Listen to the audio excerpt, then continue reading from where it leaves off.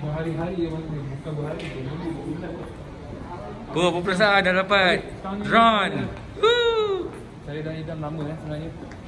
Tapi jangan beritahu siapa lah. Sebenarnya saya dah ada awet baru. Bakal saya kahwinkan dengan dia. Ini duit hadiah kahwin. Ada cakap dengan ni. Kenapa tak tunggu sampai esok? Abang pergi tak lama. Sekejap nanti abang pulang semula. Tak kejap mengandung. Jangan kejap kau tau. Doakan pemujian abang ya. So kita bubur dalam ni. Masuk dalam ni. Pergi dulu ibu. Dia kena Sambil ya. bagi dia. Ayah ingat.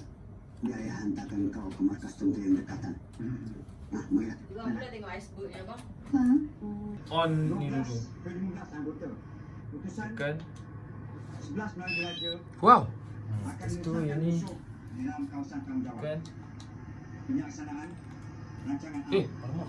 operasi ini akan dilaksanakan Maksudnya apa saya bawa baju? secara kepung Selalu lupa benda ni. di dalam 4 peringkat. Lepas tu kan? Kalau tahu. Peringkat pertama, peringkat kedua DJI Fly. menyerang khemah musuh, Ish, nampak. Kembali. peringkat ketiga sampai ke desa pembelajaran dan tidak kurang daripada 1000 meter. Atau dengar semua. Apabila kita mendarat nanti, saya mau seksa nombor 1. Dia punya GPS kena ni lah. Just making it tight, pushing your phone in, getting it really tight in there, and we're pretty much ready to go. I'm not going to plug this in yet because I want to get everything turned on. Immediately want to set it down, and then just really make sure that that camera is unobstructed.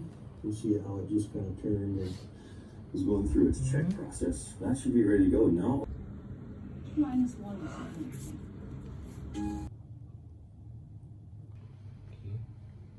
Takut lah.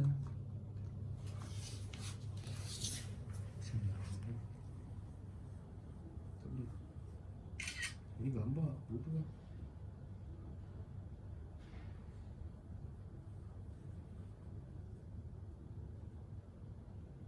Alamak, tak boleh. Dia